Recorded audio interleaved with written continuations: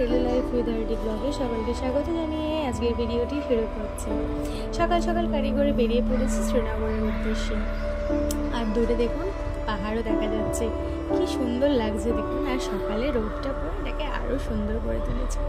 ট্রেনে দুটো রাত কাটিয়ে গতকাল যখন জম্মুতে নেমেছিলাম, কি গরম জানেন, আমি তো বিশ্বাসই করতে পারছিলাম না আমরা কাশ্মীরের কাছে এসেছি। পুরো মনে হচ্ছিল আমরা যেন সেই কলকাতাতেই গেছি। তবে আজকের সকালটা দেখে মনে হচ্ছে যে হ্যাঁ সত্যি আমরা শ্রীনগরেতে এসেছি। তো জম্মু থেকে শ্রীনগর প্রায় ধরুন 6 থেকে 7 ঘন্টার রাস্তা। তো সেই সুন্দর অপরূপ দৃশ্য, দূরে পাহাড়, পুরোটাকে উপভোগ করতে করতে আমরা কিন্তু গাড়ি করে এগিয়ে চলেছি শ্রীনগরের উদ্দেশ্যে। আর দেখুন কি সুন্দর একটা ওয়েদার, আকাশে মেঘটাও আছে, খুব সুন্দর লাগছে দেখুন। তো অবশেষে পৌঁছে গেলাম শ্রীনগরে এবং চলে গেলাম রোজ গার্ডেনে।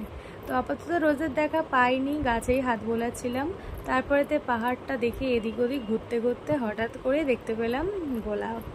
তো এটাকে আর ভিডিও করা হয়নি, ছবি তুললাম। তো তাছাড়া তার সাথে আরও অনেক সুন্দর সুন্দর গাছ, সুন্দর সুন্দর ফুল ফুটে আছে। যখন রাস্তার মধ্যেখান দিয়ে হাঁটছিলাম তো দুধারে বা মাঝখানেতেও কিন্তু এত সুন্দর সুন্দর ফুল গাছ করে রেখেছিল না, জাস্ট অসাধারণ লাগছিল।